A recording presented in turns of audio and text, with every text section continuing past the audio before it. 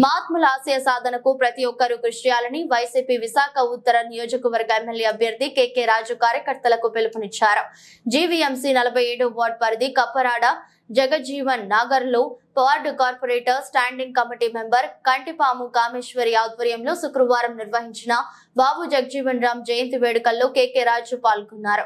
కార్యక్రమంలో భాగంగా ఆయన విగ్రహానికి పూలమాలలు వేసి అంజలి ఘటించారు. అనంతరం స్థానికంగా ఏర్పాటు చేసిన చలివేంద్రాన్ని కేకే రాజు చేతుల మీదుగా ప్రారంభించారు. ఈ సందర్భంగా కేకే రాజు మాట్లాడుతూ మహనీయుల ఆశయ సాధనతో శ్రమిస్తున్న అడ్డుగాడున ఉన్న ప్రజల సంక్షేమానికి కృషి చేస్తూ ప్రయాణం సాగిస్తున్న ముఖ్యమంత్రి శ్రీ వైఎస్ జగన్మోహన్ రెడ్డిని మళ్లీ ముఖ్యమంత్రిగా చేసుకునే బాధ్యత మనందరిపై ఉందన్నారు.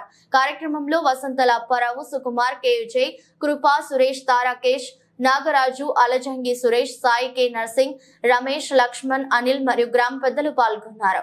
రాష్ట్రంలో వెనుకబాటుతనం ప్రారంభం కోసం చేస్తున్న కృషిని జగన్మోహన్ రెడ్డి గారు వెనుకబడిన వర్గాల వారి అభ్యున్నతి కోసం రండి సార్ కామ్గా నిమిషం సూర్య అందరినీ నిశ్శబ్దం మన నిమిషం. భారతీయులు భవిష్యత్తు కోసం ఆయన తీసుకొచ్చిన సంస్కరణలు కానీ కార్మిక చట్టాలు కానీ ఈరోజు భారతీయ రైల్వే ఈ ప్రపంచంలోనే